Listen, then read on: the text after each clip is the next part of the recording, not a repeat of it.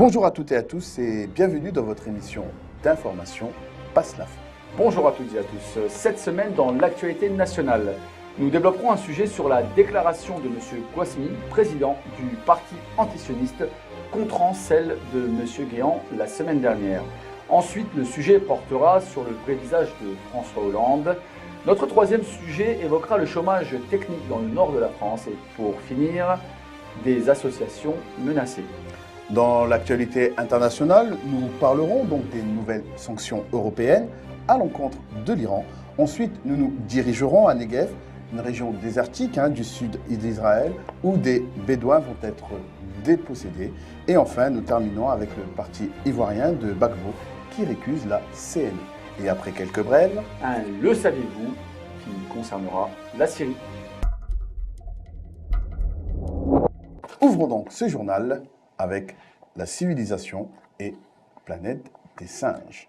M. Yahya Gouasmi, candidat à l'élection présidentielle, a réagi à la déclaration de M. Guéant faite lundi 6 février et intitulée « Toutes les civilisations ne se valent pas », lui rétorquant qu'il ne faut pas confondre civilisation et planète des singes. Dans un communiqué, M. Gouasmi a appelé tous les hommes libres à ne pas soutenir le parti de l'UMP qui montre un racisme et une xénophobie qui n'est plus cachée. Il explique, je cite, « Je souhaite que les Français s'abstiennent de voter pour un parti qui, avec de telles déclarations, entraîne irrémédiablement la France sur le chemin de la haine et d'un choc des civilisations, alors qu'elle devrait se diriger vers celui du respect et de la réconciliation. » Nous avons des valeurs en France. Eh bien, je crois que ce système-là, c'est-à-dire cette civilisation, c'est mieux qu'un système dans lequel on bafoue les libertés individuelles et collectives.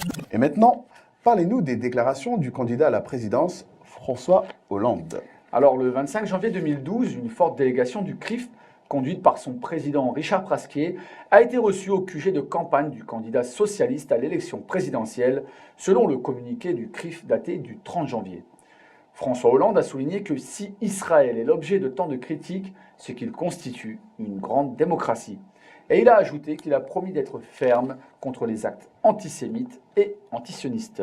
Le prétendant socialiste à la présidentielle compte mener des actions énergiques dans les domaines de l'éducation, de la pédagogie et de l'information. « Je ne laisserai rien passer », a-t-il déclaré. Allons dans le nord de la France où l'usine Europip est en grande difficulté. Depuis décembre 2011, l'usine Europip dans la ville de Grande-Synthe, au nord du pays, est à l'arrêt. Spécialisée dans la production de gros tubes en acier pour le marché de l'énergie, l'usine subit de plein fouet les conséquences de l'embargo frappant l'Iran. Fin 2011, les autorités maritimes avaient refusé l'accès au port de bateaux qui devaient venir récupérer une commande destinée à l'Iran, expliquait un syndicaliste qui redoutait à terme la fermeture de l'usine. Mais que sont devenus les 170 salariés d'Europip qui ont été priés de rester à la maison et dont un CE extraordinaire devait se tenir courant décembre 2011 ? Aucune trace dans les médias des suites données à cette affaire. Un décret qui tente à museler les associations. Oui, selon le site Bastamag, l'année 2011 a été marquée par des victoires considérables pour les réseaux associatifs de défense liés aux questions environnementales ou de santé. Un exemple, en octobre 2011, les députés ont voté l'interdiction du bisphénol A dans les contenants alimentaires. Malgré d'énormes succès, un décret discrètement publié au journal officiel du 13 juillet dernier menace de condamner au silence ces associations. Désormais, pour être reconnues d'utilité publique, ces associations devront remplir des conditions drastiques. D'autres situations appellent une action immédiate. Encore faut-il que les experts réellement indépendants puissent s'exprimer et que les agences aient les moyens de travailler. Je citerai deux exemples.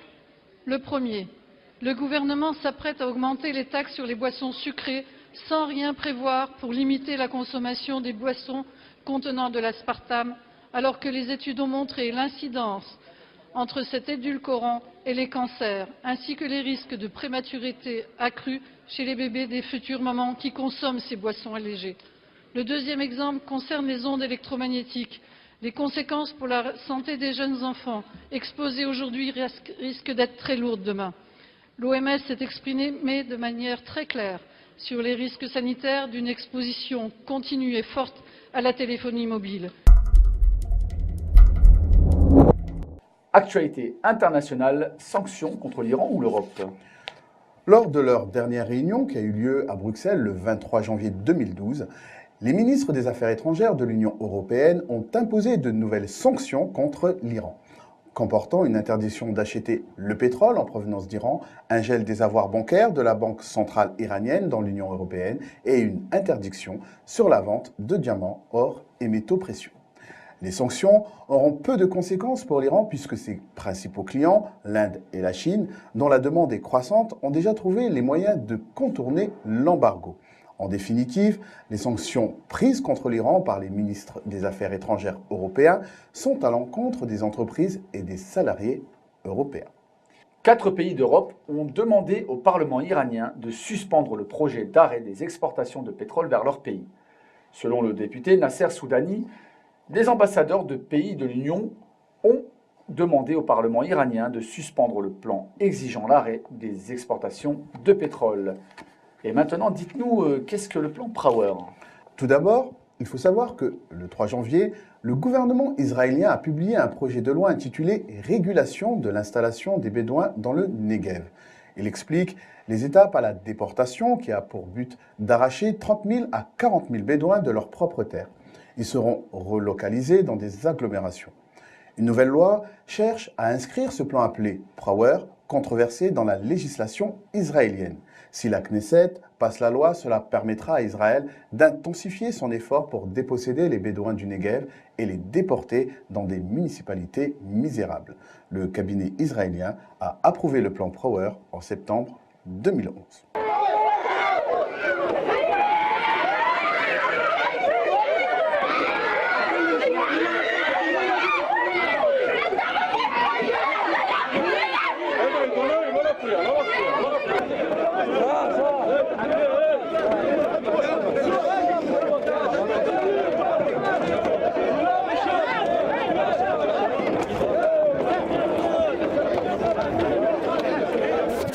Côte d'Ivoire, le parti de Gbagbo recuse la CNE.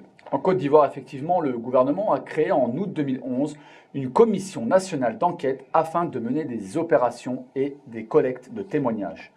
Il recherche des documents et tout acte susceptible de documenter les crimes présumés avoir été commis dans le cadre de la crise post-électorale entre le 31 octobre 2010 et le 15 mai 2011. Le parti de l'ex-président ivoirien, le Front populaire, récuse les conclusions de la commission nationale d'enquête. Le porte-parole du parti affirme, je cite, « Le Front populaire ivoirien tient à dénoncer publiquement la commission d'enquête nationale non inclusive et ne saurait nullement se reconnaître dans le rapport qui en sortira. » Nous sommes venus au meeting de notre parti FPI pour la libération de notre président Laurent Gbagbo. Les gens de RDR, en utilisant les lacrymogènes, ils nous dispersent, croyant que c'est nos policiers eux-mêmes qui sont venus nous sécuriser. Malheureusement, nous nous trouvons en face de nous, nos ennemis. C'est pourquoi vous voyez les gens courent de gauche à droite. La démocratie, l'état de droit, le droit de l'homme a perdu de sa valeur depuis le 11. Le 11 avril 2011, sous les bombes françaises, c'est l'armée française qui a fait le travail. Une cinquantaine de chars français encerclaient la résidence pendant que les hélicoptères bombardaient. Quelques brèves, un calcul qui coûte cher. Selon Le Point, la Cour des comptes s'intéresse à un épisode méconnu qui a coûté cher à la puissance publique. En 2004, Nicolas Sarkozy, alors ministre de l'économie, annonce dans un communiqué s'être mis d'accord avec le gouverneur de la Banque de France pour vendre 1/5 d'or détenu par la succursale. Le métal jaune, qui ne rapporte pas d'intérêt, doit être remplacé par un portefeuille en devises censé améliorer les rendements.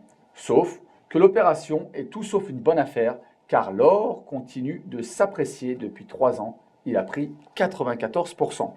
Toujours dans l'économie, une note à 40 000 €. Le fils aîné de Nicolas Sarkozy, victime d'une intoxication alimentaire, a été rapatrié en France pour y être soigné et se reposer. Nicolas Sarkozy a mobilisé un avion de l'ETEC RAFJ, l'unité des forces aériennes qui transporte habituellement président et ministre. Selon le Canard enchaîné, cela aura valu 40 000 €. Sans transition, une censure en France. Selon le Times, le gouvernement français a censuré les actes de violence survenus au moment de l'indépendance de l'Algérie dans un texte officiel. Le président du département des Archives nationales a déclaré avoir été contraint à censurer le texte, défendant que la guerre d'Algérie constitue toujours une question sensible. États-Unis, manifestation contre la guerre en Iran. Dans environ 80 villes américaines et canadiennes, plusieurs centaines de personnes ont manifesté samedi dernier à l'occasion d'une journée d'action de masse convoquée par une coalition d'associations pacifistes pour freiner une possible intervention des États-Unis en Iran. Dites-nous en plus sur ce sioniste antisémite en Amérique. Oui, alors aux États-Unis, un sioniste âgé de 56 ans nommé David Haddad s'est fait arrêter pour avoir commis des actes antisémites destinés à accroître l'islamophobie dans son quartier à Brooklyn. Il souhaitait terroriser la communauté juive pour la forcer à partir en Israël et ainsi sauver ce pays. Et voici notre fameuse brève insolite, l'oubli d'un soldat en Cisjordanie. Les forces israéliennes sont intervenues à bord d'un convoi de jeeps dans un village situé au nord de Ramallah et se sont retirées en oubliant un militaire sur place. Le militaire a été escorté jusqu'à un barrage militaire israélien voisin par des Palestiniens. Le soldat a pu ainsi retrouver les officiers de son unité prévenus de l'incident. Interrogé par l'AFP, un porte-parole de l'armée israélienne a confirmé qu'un soldat était isolé et son unité mercredi en Cisjordanie et a indiqué qu'une enquête avait été ouverte. Et maintenant, place à votre rubrique « Le saviez-vous » ? Bonjour et bienvenue dans cette rubrique « Le saviez-vous » avec la Syrie sous les bombes des médias. Comme vous le savez, depuis le début de l'année 2012, les organes de communication des médias occidentaux et qataris annoncent unanimement que le régime syrien massacre son peuple, bombarde leurs foyers et torture leurs enfants. Quand vous allumez vos téléviseurs, hormis Passe l'Info, le son de cloche est toujours le même. Mais ces derniers jours, son scintillement est plus aigu. Surtout depuis que la Russie et la Chine ne se sont pas laissés endormir par le clairon des va-t-en-guerre. Afin d'accentuer la pression sur le Conseil de sécurité des Nations Unies et sur l'opinion publique, le dispositif de communication des médias mensonges reprend du service après une brève période d'accalmie.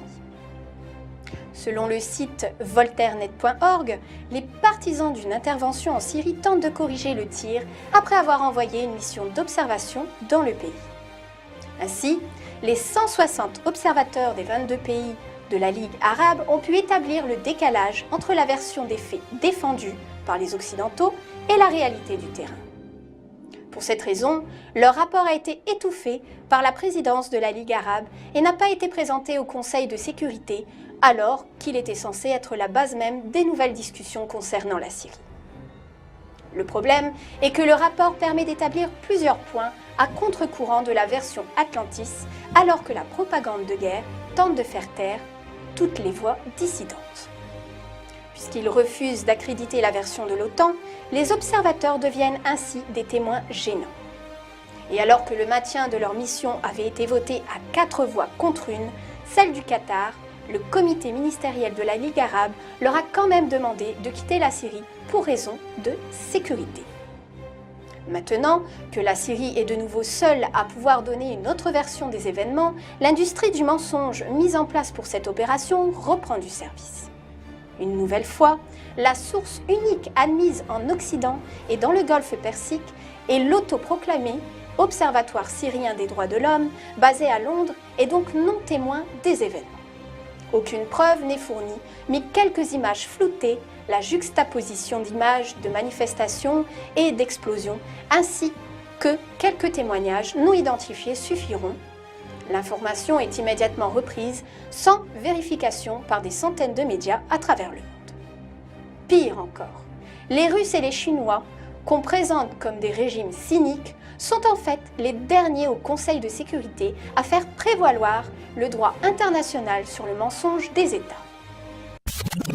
Merci de nous avoir suivis et avant tout, nous tenons à nous excuser du retard et des erreurs techniques survenues lors des diffusions de nos précédents numéros de Passe l'Info. Merci de votre fidélité et nous vous laissons avec votre rubrique La Voix du Peuple, Vox Populi. Et surtout, n'oubliez pas, passez l'info. C'est vrai qu'en France, laïque, malheureusement, on l'a vu anti-religieux, n'est-ce pas? Laïque en Syrie, c'est respecter les religions, quelles que soient. Voilà. Chrétiens, musulmans, juifs, oui pour leur liberté de rite. Voilà. En France, la laïcité, ça veut dire on met au dos, en particulier les musulmans. Jusqu'à maintenant, tous les débats sur les télés et les chaînes françaises, j'ai pas vu un qui représente l'autre courant. Il y a tout le temps, on invite un bien gravaté de l'opposition qui nous parle de la révolution au nom de grands principes, la liberté, la démocratie. Et l'autre, qu'est-ce qu'il pense? Voilà, il y a une absence totale de l'autre pensée courante à la